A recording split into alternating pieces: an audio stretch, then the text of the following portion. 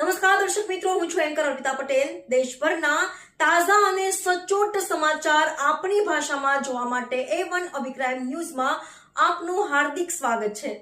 હવે જોઈએ મુખ્ય સમાચાર। હથિયારના જોરે લૂંટ ચલાવતી ગેંગનો પર્દાફાશ, 13થી વધુ ગુનાઓમાં સંડોવાયેલા આરોપીઓ જેલના સળિયા પાછળ। તાપી જિલ્લાની LCB અને પેરોલ પ્રોસ્કોડની ટીમે સંયુક્ત ઓપરેશન હાથ ધરીને લૂંટના ગંભીર ગુનાનો ભેદ ગણતરીના કલાકોમાં ઉકેલી નાખ્યો છે। પોલીસે 2 રૂઢા ગુનેગારોની ધરપકડ કરી તેમની પાસેથી લૂંટમાં ગયેલ રોકડ રકમ અને ગુનામાં વપરાયેલ બાઇક સહિતનો મુદ્દામાલ જપ્ત કર્યો છે। શું હતો સમગ્ર મામલો, ચાલો જાણીએ।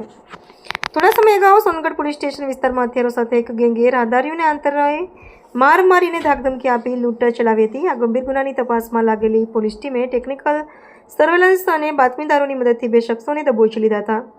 ઝડપાયેલા આરોપીઓમાં દીપક દિનેશ વસાવા, ભાવેશ ભગુભાઈ વસાવા। રિકવર કરવામાં આવેલા મુદ્દામાલ લૂંટમાં ગયેલ રોકડ રકમ ₹30,200, આરોપીઓના 2 મોબાઈલ ફોન ₹5,500, ગુનામાં વપરાયેલ hero Splendor plus motorcycle GZ16EF 8456 ₹35,000, કુલ મુદ્દામાલ ₹70,700। ગુનાહિત ઇતિહાસ, ક્રિમિનલ બેકગ્રાઉન્ડ પોલીસ તપાસમાં બહાર આવ્યું છે કે પકડાયેલ આરોપીઓ રીઢા ગુનેગાર છે। દીપક વસાવા વિરુદ્ધ વાલિયા ઉમરપાડા, રાજપાડી, માંગરોળ, બારડોલી, સાગબારા અને વાલોડ જેવા અલગ અલગ પોલીસ સ્ટેશનમાં 13થી વધુ લૂંટ, ચોરી અને મારામારીના ગુનાઓ નોંધાયેલા છે અને ભાવેશ વસાવા વિરુદ્ધ પણ વાલિયા, બારડોલી, સાગબારા અને માંડવી પોલીસ સ્ટેશનમાં 4 જેટલા ગુનાઓ નોંધાયેલા છે।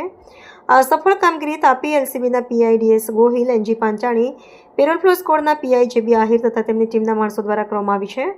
હાલ પોલીસ આ ગુનામાં સંડોવાયેલા અન્ય 2 સહ આરોપીઓને પકડવા માટેના ચક્રો ગતિમાન કર્યા છે। ત્યારે નિઝર ડિવિઝન DYSP ઈશ્વરભાઈ પરમાર સાહેબે માહિતી પૂરી પાડી હતી। સર્વર પાડવી, તાપી। તાપી જિલ્લાના સોનગઢ પોલીસ સ્ટેશનમાં ગત તારીખ 4/2/2026ના રોજ એક લૂંટનો ગુનો દાખલ થયેલો હતો, જેમાં ફરિયાદી ગણેશન નાચીમુથુ, જે વેપાર ધંધાના રોકડા રૂપિયાનું કલેક્શન કરી અને 5 પીપળા ગામથી વ્યારા તરફ આવતા હતા। એ વખતે રસ્તામાં 2 ઈસમોએ તેમને માર મારી અને મોટરસાઇકલ પાડી દઈ અને ₹55,000ની લૂંટ કરી હતી।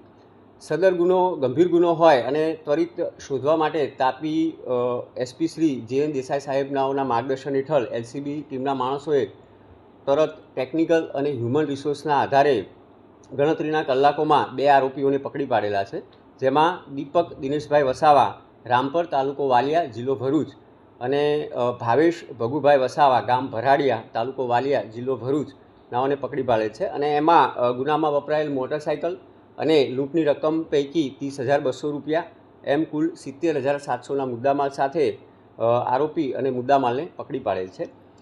આ આરોપીઓ જે છે એ પૈકી આપણે જોઈએ તો દીપક દિનેશભાઈ વસાવા, એના ઉપર લગભગ 13 જેટલા ગુનાઓ રજીસ્ટર થયેલા છે, એટલે અને ભાવેશ ભગુભાઈ વસાવા, એના ઉપર પણ 4 જેટલા ગુનાઓ રજીસ્ટર થયેલા છે। એની એમો આપણે જોઈએ તો ખાસ કરી અને અગાઉથી રેકી કરી અને આવા જે ડેલી કલેક્શન કે વેપાર ધંધાના માણસો જે રોકડા રૂપિયા લઈને જતા હોય તો એને અવાવરૂ જગ્યાએ કોઈ જગ્યાએ રોકી અને માર મારી અને એના મોટરસાઇકલને પાડી દઈ અને લૂંટ ચલાવતા હતા। ખાસ મારે આ તબક્કે એવું કહેવાનું થાય કે જ્યારે આવી કોઈ મોટી રોકડ રકમની જ્યારે આપણે હેરાફેરી કરતા હોય તો શક્ય હોય તો આપણે ડિજિટલ ટ્રાન્ઝેક્શન કરવું જોઈએ અને એકલ દોકલ જવાને બદલે 2 અથવા વધારે વ્યક્તિઓ સાથે પ્રવાસ ખેડવો જોઈએ। અજાણ્યું અને અવાવરા જગ્યા કે એવો કોઈ રસ્તો હોય એવો ન પસંદ કરતા મુખ્ય માર્ગ જે છે ત્યાં CCTVની વ્યવસ્થા હોય, પોલીસની પણ પોઈન્ટની પણ વ્યવસ્થા હોય એવા જગ્યાએથી જ પસાર થવું જોઈએ। ખાસ કરી અને અજાણ્યા વ્યક્તિઓ સાથે આવા પ્રવાસની માહિતી શેર ન કરવી જોઈએ। પોલીસને કોઈ એવું ડાઉટફુલ લાગે તો તરત 112 ઉપર આપણે ફોન કરવો જોઈએ અને જો વધારે રકમ હોય તો પોલીસને પહેલેથી ઇન્ફોર્મ પણ કરવું જોઈએ અને વાહન જે છે એને GPS પણ આપણે લગાવી શકાય।